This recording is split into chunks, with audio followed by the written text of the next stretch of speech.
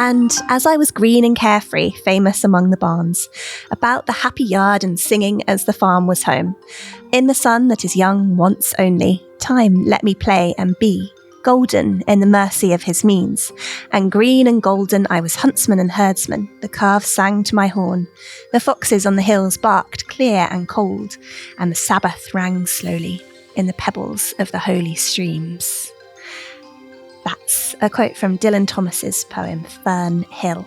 Welcome to Stories in Colour, a podcast from the National Gallery in London, uncovering the mysteries of colour in culture, art and history. Do make sure you're subscribed so you don't miss any episodes. In this mini-series, we're telling the story of a rare, sparkling and glistening colour. It's been called the tears of the gods, the sweat of the sun, a universal language and a barbaric relic. And it's had a profound impact on the history of art. The colour we're talking about is gold.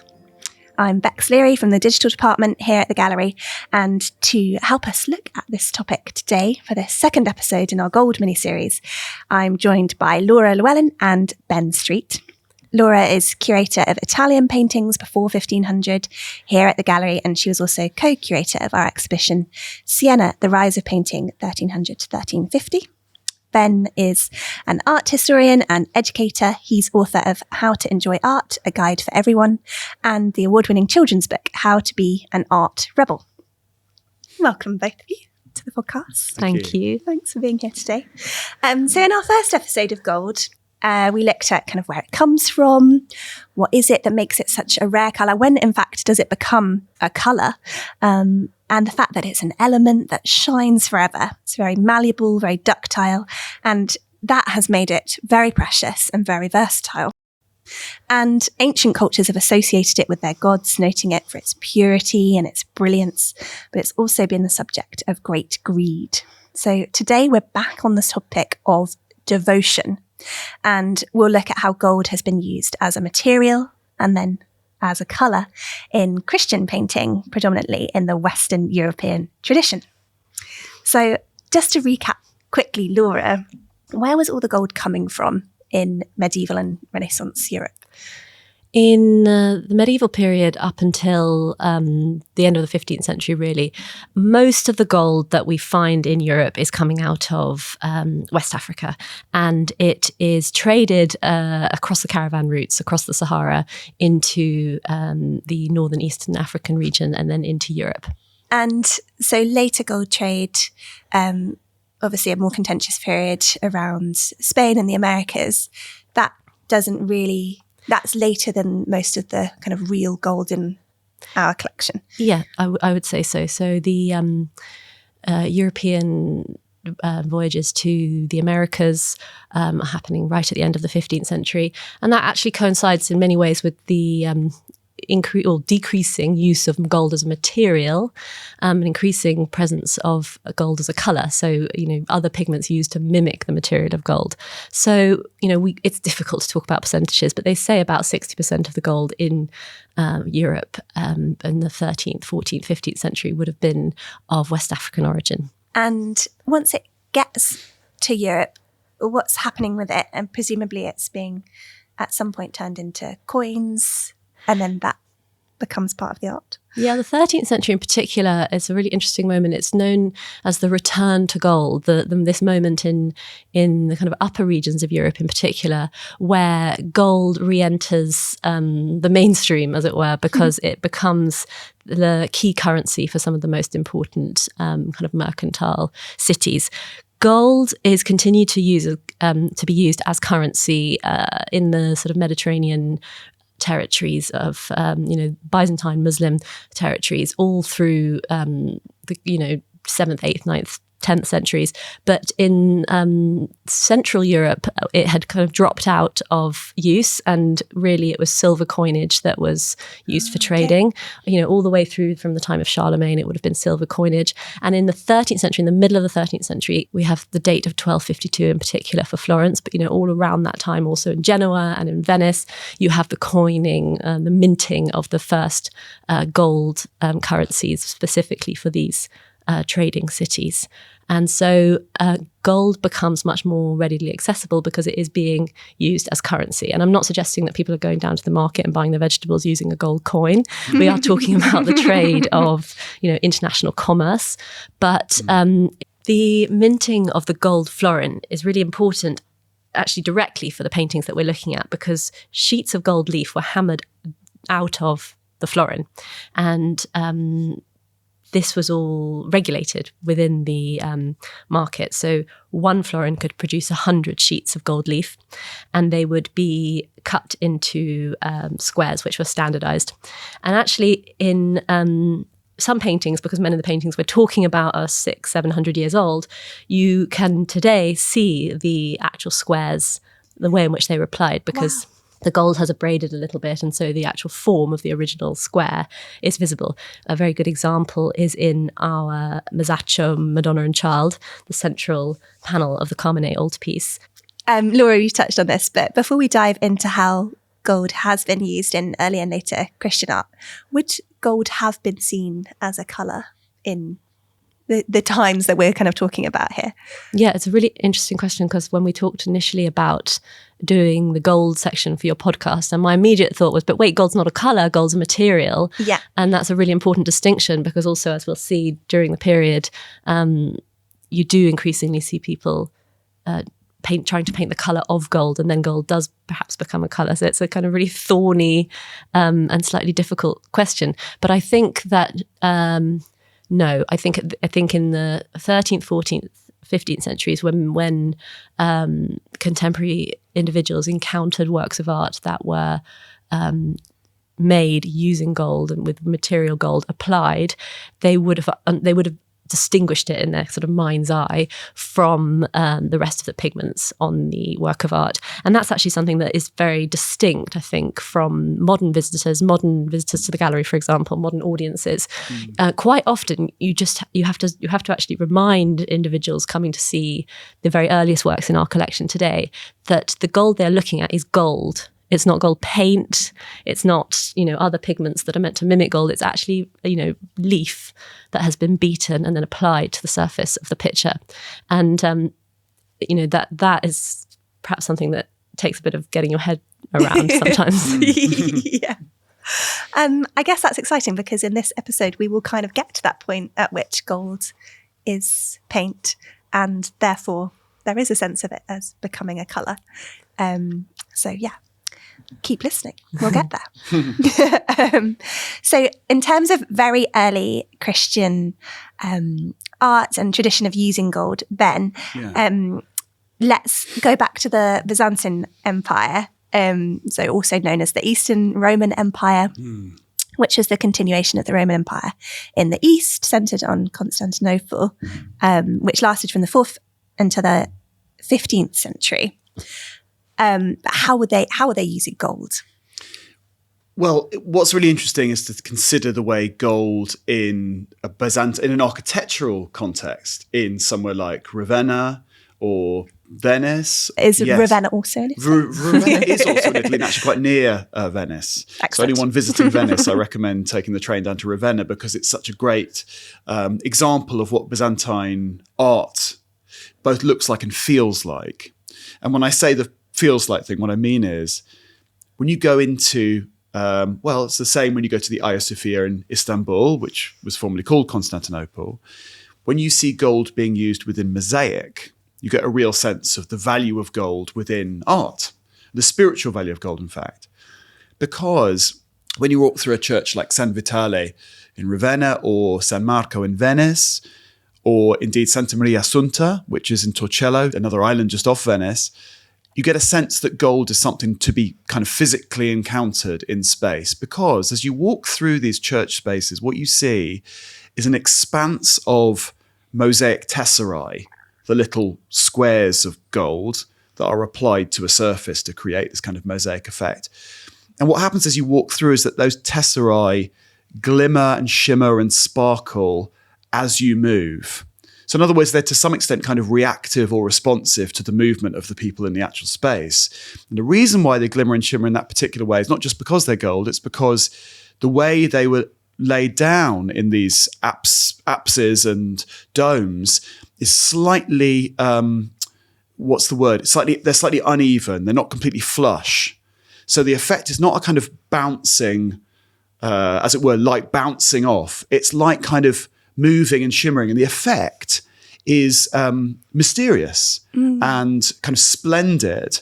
And what we also have to remember, which is of course relevant for many of the paintings in the National Gallery too, which we'll talk about, is that the lighting would of course have been largely candlelight.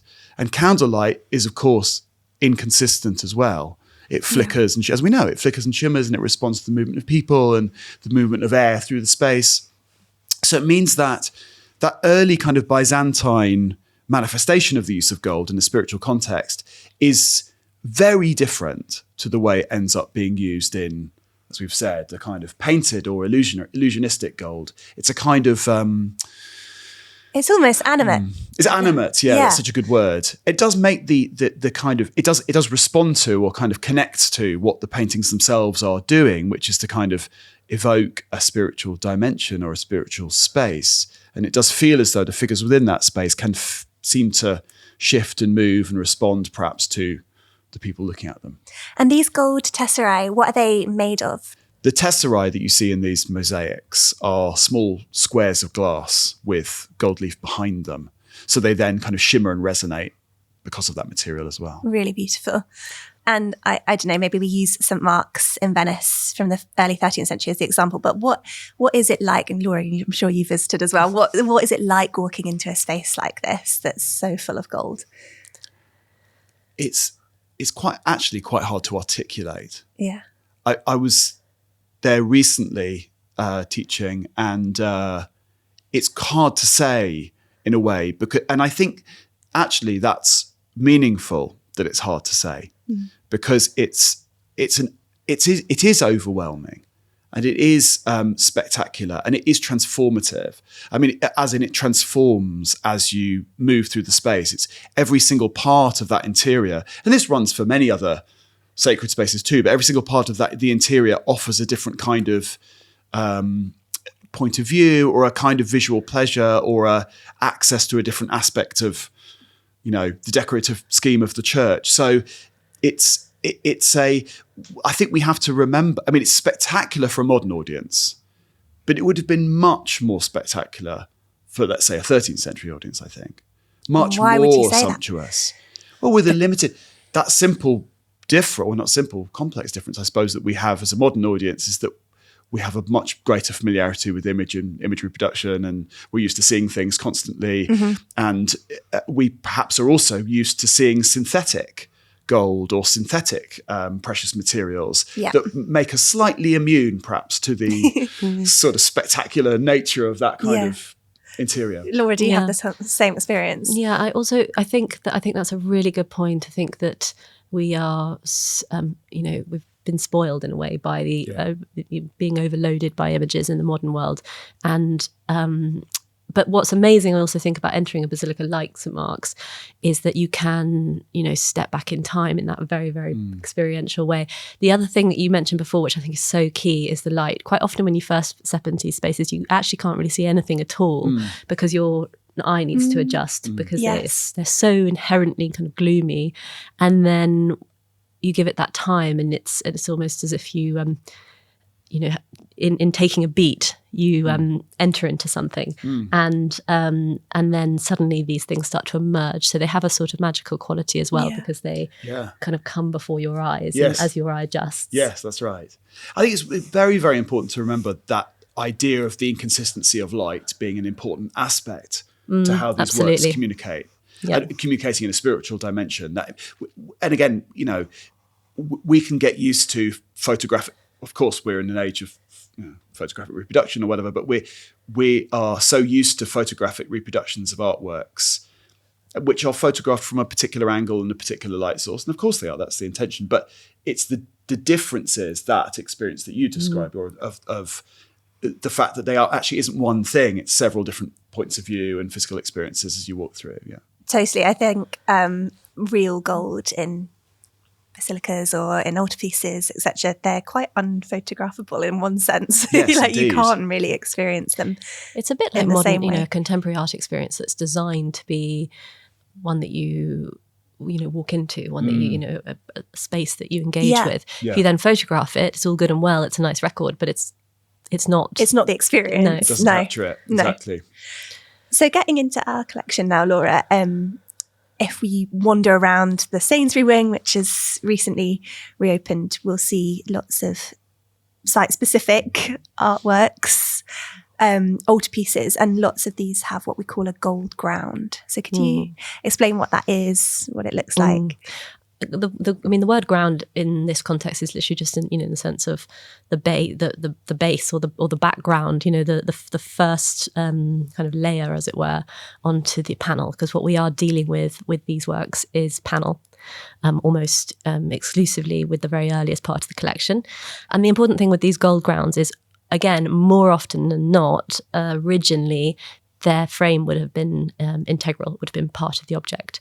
And so the frame and the gilt frame would have been gilded at the same time as the background of the panel. And so they almost flow into one another, would have been Absolutely designed with the same scheme in mind. Mm-hmm. Okay. And then how does the gold actually stick to the panels, to the frame? How does that work? We have different gilding techniques that you see at play in the various works that we are talking about, but to get the sort of large fields of gold down onto the panel, the technique is called water gilding. And this is essentially where the panel initially is gessoed. So it's covered in a kind of gypsum-like a plaster material, and then mixed with water and becomes a kind of plaster-like paste, which you apply in quite a number of layers and then smooth down. So the idea is that you create a surface that is smooth like ivory. And in order to make the gold stick to the surface, that you then need a kind of sticky, tacky substance. And what it was used at this date was bole, so-called red bole, which is a kind of clay-like red earth mixed with a water-based binder. And the gold that is applied on top is so incredibly fine and thin, thank you, that it is almost transparent. Yeah. So the colour on which you lay the gold is key, because it is what actually gives it its kind of warm glow.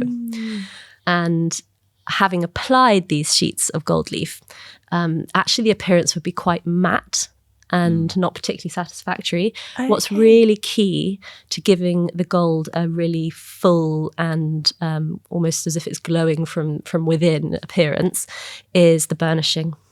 And the burnishing happens either with kind of precious stones or with a tooth of some kind. I mean, this is back in the day, of course. Yeah. We're not using teeth in the National Galleries.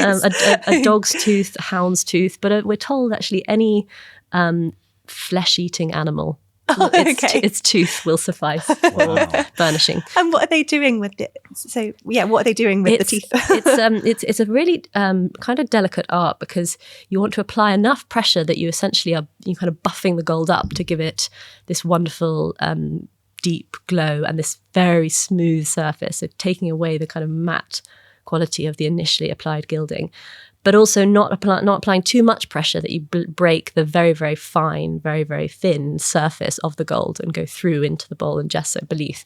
And really the aim at this point is to give the object the appearance of solid gold.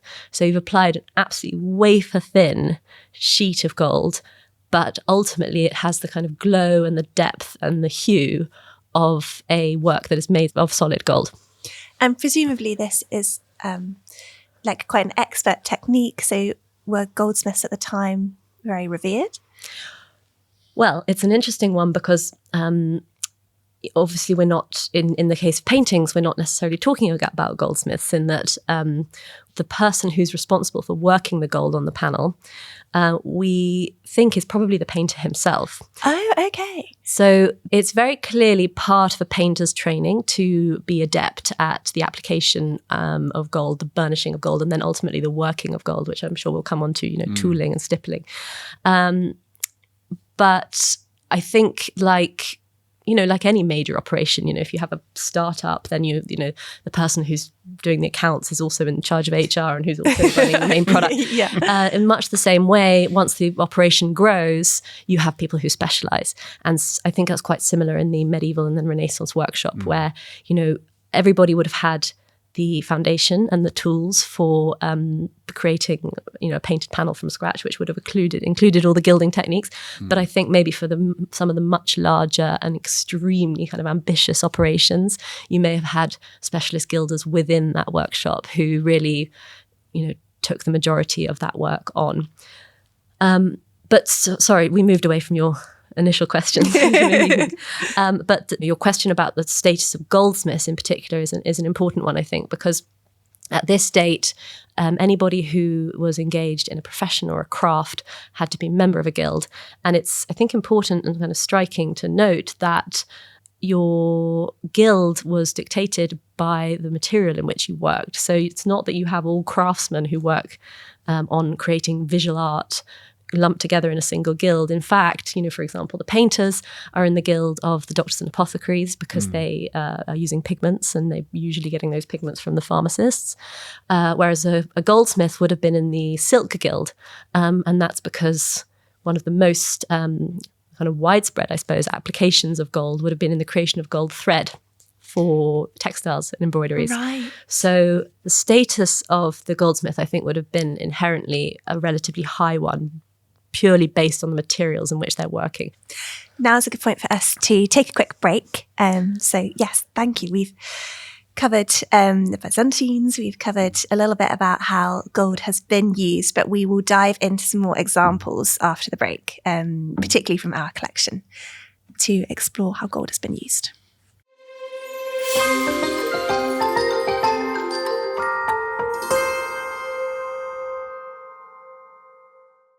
Welcome back from the break. And as promised, we're going to look at a very beautiful example of gilding in our collection, which is Jacopo di Gioni's The Crucifixion, painted in around 1369 to 70, so from the 14th century.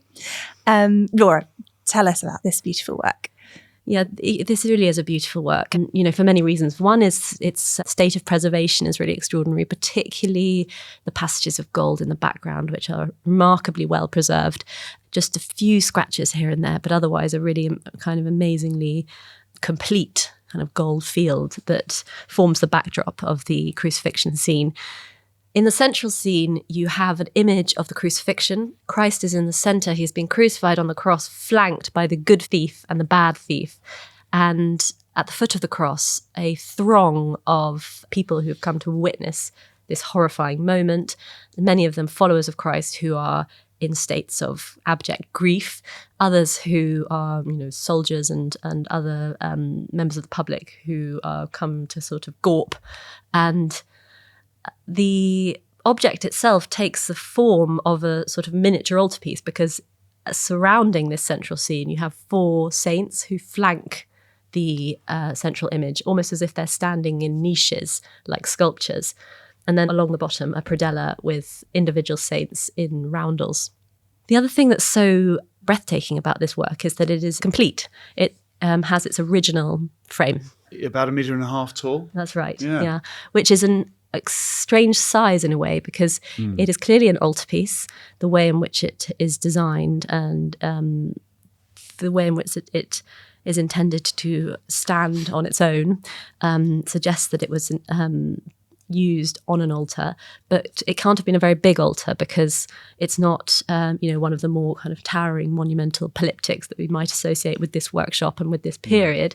So perhaps a small chapel and oratory somewhere intended to be quite intimate.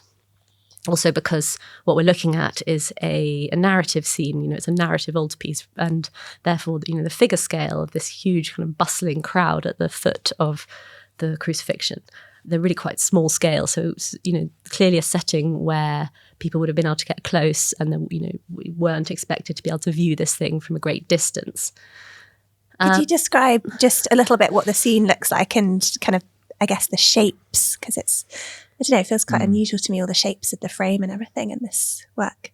The work is poplar, which is absolutely typical of 14th century Tuscan altarpieces, and the dome type structures which exist along the top of the frame are carved out of poplar. So a type of wood. Yeah, exactly. Very fast growing wood, which is not really ideal for any kind of construction because it's full of knots and sort of problems. But the oak and other such things would have been used for naval construction and building. So painters might not have been able to get their hands as readily on oak, so they used poplar. And yeah, it's remarkable because the domed elements in particular, which are so rare, they look like they've maybe been made out of a kind of maybe gesso or plaster, but in fact they've been carved. And inevitably, this is one of the more damaged areas. This has been subjected to restoration because it's so incredibly, inherently fragile. And actually, some of the elements, particularly the elements which protrude the most, so the sort of finials along the top and the drop finials along the bottom, those have actually been replaced and are often... What are the finials, sorry? The elements that protrude, the kind of spiking elements on the top of each dome. But, more or less, we're looking at something that is remarkably intact given the age.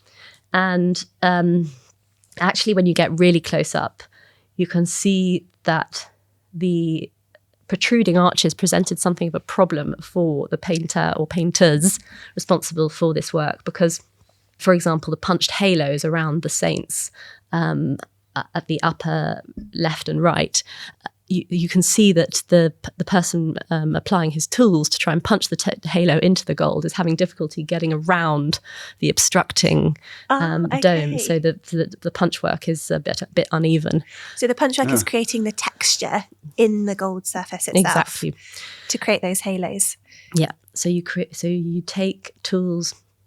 They look a little bit like the kinds of tools you would use to create decoration on leather, where you have a sort of punch on the bottom of a metal instrument, and then you hammer the designs into the surface. And again, a bit like what we were talking about with burnishing, you have to be so careful because you have to apply just the right amount of pressure, where you apply enough pressure or produce enough of a knock to create a nice indentation into the gold, but not so much so that you rupture the gold or you actually pierce through it.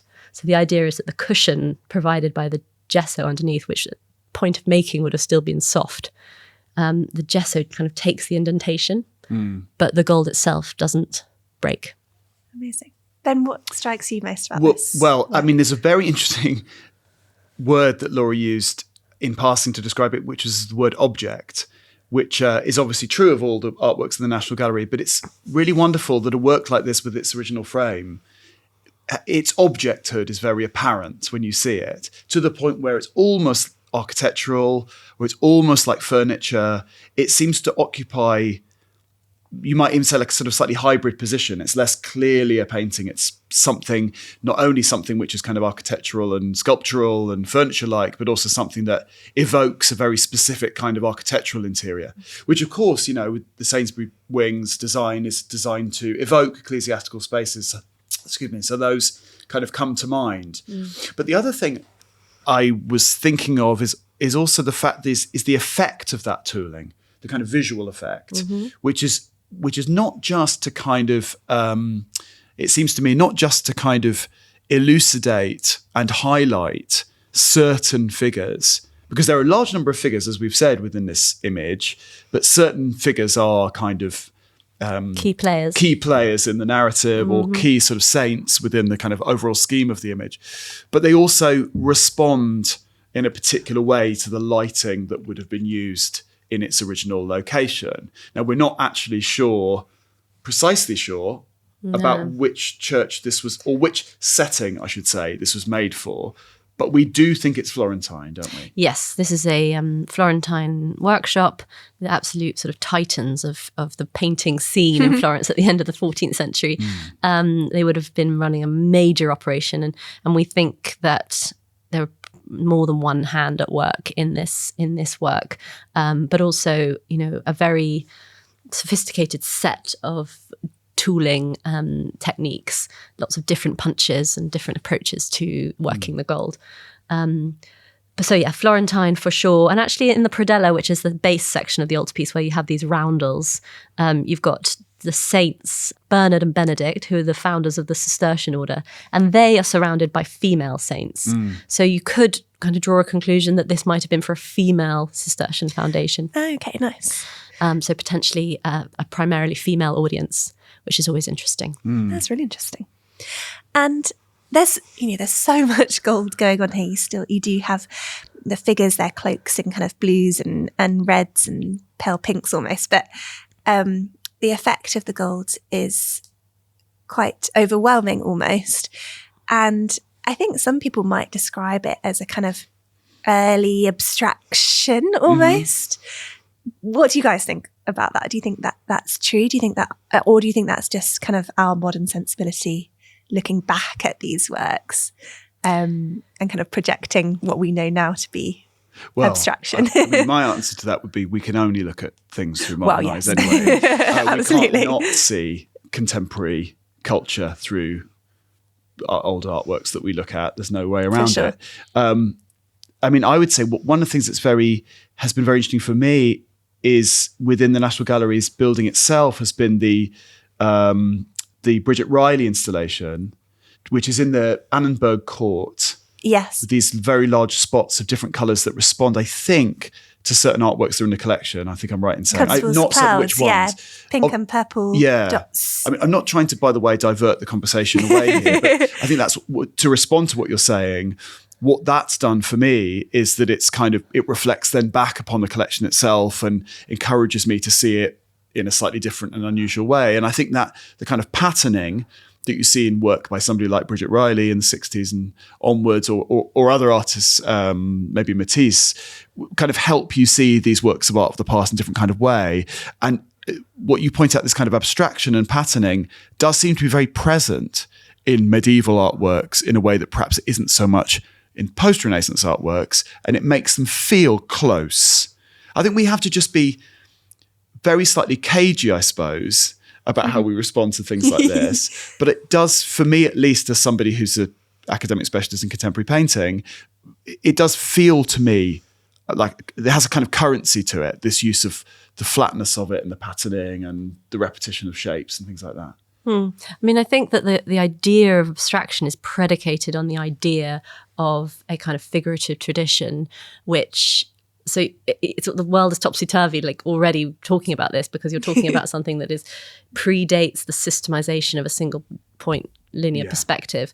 And essentially in the process of abstraction in the 20th century, you're moving away precisely from that. But this is pre the instigation of that. You're right. So the artist or artists making this work, who probably wouldn't have been called artists at the time, would... they weren't trying to literally represent the world.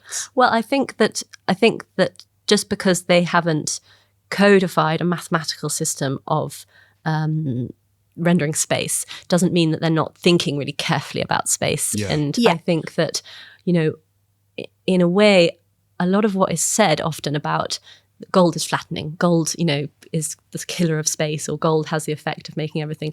I always think that I always want to sort of push against that, because if you look at this, I mean, it's very clearly these figures exist in space. The artists thought really carefully about how to create a crowd scene, which really suggests a three-dimensional realm. Yeah, they feel like real bodies in space, don't they? And the sense of them all being on top of each other is not necessarily because they, didn't know how to plot them in space, but in fact, it's in aid of the narrative. It's trying to create a sense of bustle, confusion, horror. And so kind of throwing bodies together in this way, it is in service of this very sophisticated visual narrative, I think.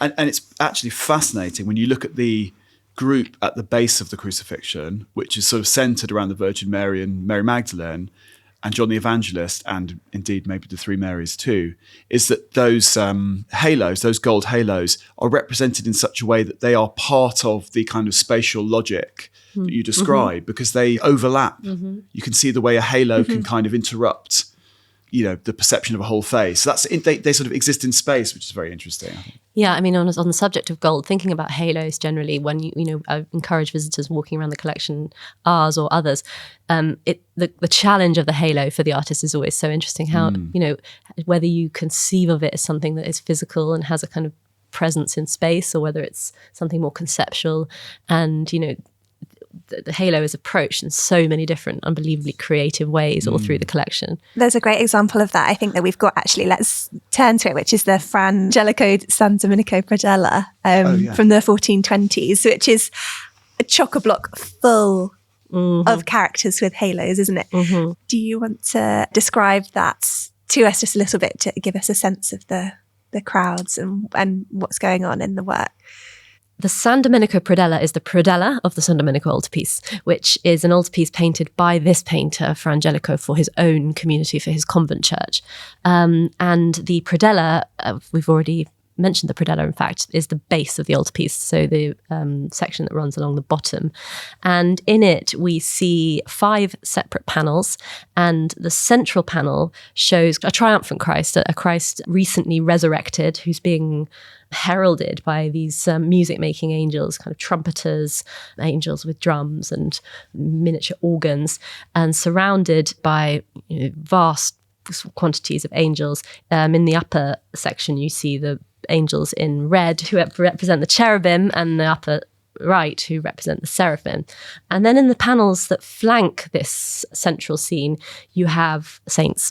Many, many, many saints. There are so many figures in this. And essentially, I think what we're kind of witnessing is this moment, the Day of Judgment, the moment where the resurrected Christ comes back to judge.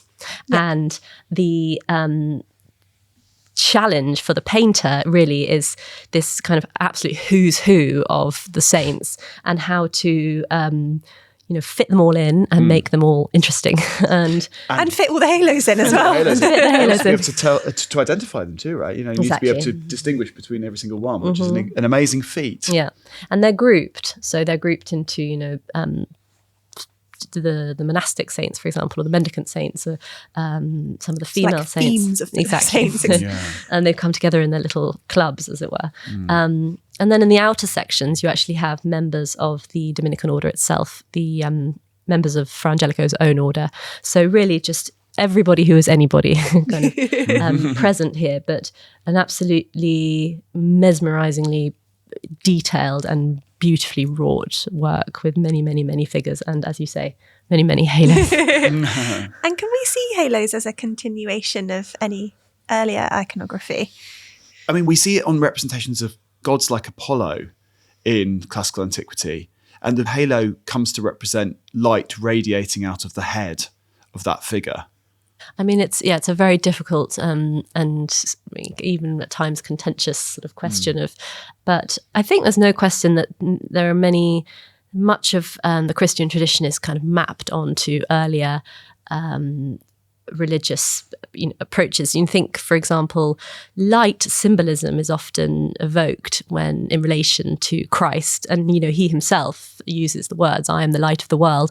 And I think it's important, for example, that the date that is given for Jesus's birth, Christmas, is very close to around that very same moment as the winter equinox. So that moment where the sun, the days start to get longer, and the sun starts to make its presence felt on the earth with increasing length as the days pass. That I don't think that is haphazard. That placement of his coming. So we can't say for sure, but potentially halos kind of harking back to ancient cultures and the idea of light emanating from. I think like all these things, there's never a single source. That's Right. I mean, the idea of light being divine is something that is absolutely it's shared by other Abrahamic religions too. Exactly, and it's clearly that's what happens in our encounter with the gold ground painting, is that the entire object is radiant. So that effect is very clear, I think. Now would be another point for us to take a quick break, and afterwards we will talk a bit about shell gold, which is another technique for how artists have used gold in painting.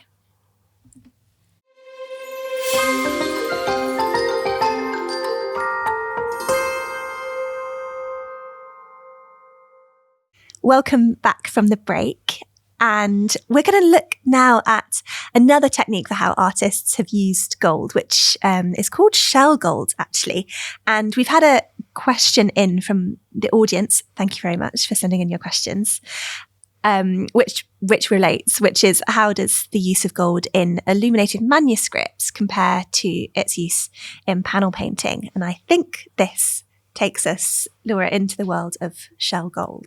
Yes, absolutely. I think the different gold or gilding techniques that we see in panel painting often have their origins in craftsmen working in other media. And shell gold it appears to have its roots in the art of illumination, so manuscript painting.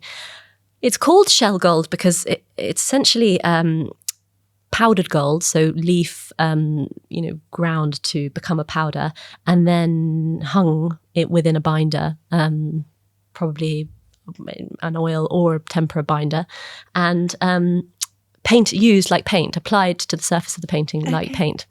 But it's called shell gold because the gold powder was traditionally stored in shells. Okay, very literal. Exactly. It doesn't actually contain any shell or relate to it, but just ground up within a shell. Yeah.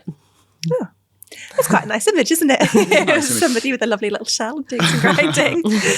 And it's a very different kind of thing to using sheets of gold and laying it down, isn't it? I mean, we're talking about, Well, it's becoming much more painterly. It's more like paint, yeah, exactly. Yeah.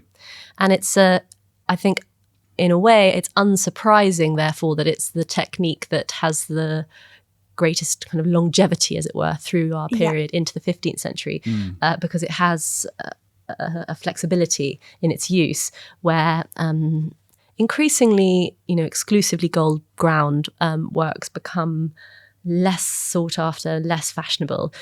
But shell gold continues to be very widely used. So painters who we really associate with the absolute height of the Renaissance, the 15th century period of painting in Italy, people like Mantegna, for example, our wonderful altarpiece in the National Gallery's collection that has very sophisticated use of shell gold. Bellini, Mantegna's brother-in-law, uses shell gold very effectively, beautifully. The Garden of Gethsemane, the Agony in the Garden in our collection, another very moving use of gold to really create that sense of the kind of dawn light. And also Botticelli. Very, very big proponent of shell gold and uses it as a highlight, essentially. Even painters that we think of as entirely secular and in many ways a million miles from these kind of gold ground altarpieces we've been looking at, things like the Birth of Venus in the Uffizi, very lavish and effective use of shell gold there to make that wonderful blonde hair, for example. So the figure of Venus in the centre of the painting, her blonde hair has highlighted. Literal gold in it. Absolutely. Wow. Interesting. And it does kind of like slightly trouble the distinction between medieval and Renaissance that we sometimes get taught, that the Renaissance can be seen as a step away from the medieval, but actually many things are retained. Absolutely. And one of the things that retains is not just the use of gold, but what gold can do in a painting. Because that, the Birth of Venus, which is obviously not in the National Gallery's collection, does have that kind of pattern-like decorative quality, which you might associate with an altarpiece. Absolutely. And of course, he trained making altarpieces initially. So. And Botticelli is also, his mythologies are perhaps the ones that have that linger in the popular imagination, but really the vast majority of his work is religious. And we have a very interesting painting in our collection, an image of St. Francis, which shows Botticelli, even in the 1470s, painting a figure against a gold background and a very beautifully tooled and very expertly worked gold ground. So a painter that we might not necessarily associate with the gold ground tradition, but he's coming out of an extremely established Florentine tradition of religious imagery. And so this ability to manipulate gold on the panel would have been absolutely fundamental to his training. And he's an absolute expert at it, quite clearly. It seems surprising to me, like knowing, the most popular paintings, as you said, by Botticelli, that, you might get a work like this, which I think will describe St. Francis of Assisi with angels, painted in around 1475 to 80. Yeah, not the mythological subject that we might expect from Botticelli. And the gold ground has been really tooled into, hasn't it? It's quite spectacular, really. And you get the figure of St. Francis in his humble robes, quite grey in the middle, and then angels around him. Mm-hmm. Yeah. Playing instruments. Playing instruments in their kind of blues and red cloaks flying kind of around his head. It's kind of a celestial vision. It's not meant to necessarily be a Francis, a moment in his life, but more a sort of iconic image of Francis in a heavenly realm. And, he's standing on an undefined piece of architecture, but that has a sort of echoes a tomb-like structure or something, sort of sarcophagus maybe. So this idea of a triumphant Francis over death in much the same way that Christ was triumphed. And so I think that the gold in this instance serves that purpose, this idea of a kind of celestial vision. The other thing that's very impressive to me is the way that the gold has been applied across the background and then worked differently depending on how it's going to function. So as you've already said, this very, very intricate and very expansive tooling all across the gold background. But then in the area where the angel's wings are, it's been a different treatment altogether, where he's scratched the design of the wings into the gold. It's all the same gold, it's all the same gilded surface, but it's just how it's worked, which ends up creating the imagery. And so we've kind of contrasted or talked about how we're moving from real gold into gold as paint, gold as colour. And so as we move further into the Renaissance and through time, what do painters start doing more of, I guess? I think that in terms of, where do things go now for gold? By and large, there are painters, even in the 17th century, Colour Dolce, for example, who continue to use gold. But really, by and large, we have a movement into the direction of illusionistic paint to give the appearance of gold. Which is a very profound shift, I think. And so when we see, for me, a very interesting kind of moment in what I would consider quite pivotal, although not the first example of this, is a painting like Titian's Bacchus and Ariadne, which is one of the best known and best loved paintings in the National Gallery's collection. The painting was made around 1520 to 1523 by Titian in Venice for a patron called Alfonso d'Este, the Duke of Ferrara. And it's one of a series of paintings, the National Gallery owns this one, which show mythological scenes. And it was made for a place called a studiolo. So it was made for a private study within Alfonso d'Este's palace. So it's got a very limited anticipated viewership, if you see what I mean. The number of people it's aimed at is very small and very elite. Yeah. And it's a scene of the Roman god Bacchus falling in love with the Princess Ariadne on the island of Naxos, who he's just seen for the first time. And it's got this parade of Bacchantes, followers of Bacchus, that are kind of having a good time behind him. And at this very bottom left corner of the painting, seemingly irrelevant, although it's placed very carefully, I think, because it kind of follows the direction of Bacchus's body to some extent, is this gold trophy. And the gold trophy is painted using kind of orangey, reddish, brownish, whitish colours. It's not simply that that's an illusionistic trophy within the painting with this kind of remarkable use of colour to suggest the kind of light reflecting off its surface. It's also the fact that that's where the artist signed his name. And that seems very significant, I think. I always think it's as though he's giving himself a trophy for the achievement of producing this amazing painting. And it says Titianus F on it, meaning Titianus, or Tiziano Vecellio as he was called, made it, feck it. I think it's really fascinating. I mean, Titian was educated in the studio of Giovanni Bellini in Venice, which means he was educated within a certain tradition, a Venetian tradition of a kind of decorative use of colour and a rich use of colour and a certain kind of way of using oil, but also a tradition that is very steeped in the Byzantine period. It's very steeped in that history. That's to do with its location as well. Venice Yeah. is obviously Adriatic facing, so it faces east, and the traditions coming out of Byzantium are actually crucial for its entire Absolutely. identity. Its whole culture is kind of steeped in that. So even though what we're seeing in the painting is a kind of, as it were, move away from, well, it's 1520, so we're quite far down the road, actually, in terms of moving away from the use of real gold. But that looks to me like a very important, in terms of the National Gallery's collection, quite an important turning point towards the illusionistic and away from the kind of literal, which might be a kind of dividing point at this stage, in like a sort of fork in the road in a way. But what's interesting about the use of gold is that it's a painting that was made in Venice. It was made to leave Venice, but it's very much in a Venetian tradition. But also that tradition of using gold and the tradition of San Marco and the mosaic and that resonant use of gold, which in this particular painting, it's entered the world of fiction. And Yes. that's going to lead us into other interesting directions later on, I think. Much of the art that we've looked at across the period, 13th century into late 15th and now early 16th century, does seem to be really about a shift away from the kind of craftsmanship of working with very, very precious things in order to create very precious objects, towards the substance of something, the inherent preciousness of something becoming the artist's ability.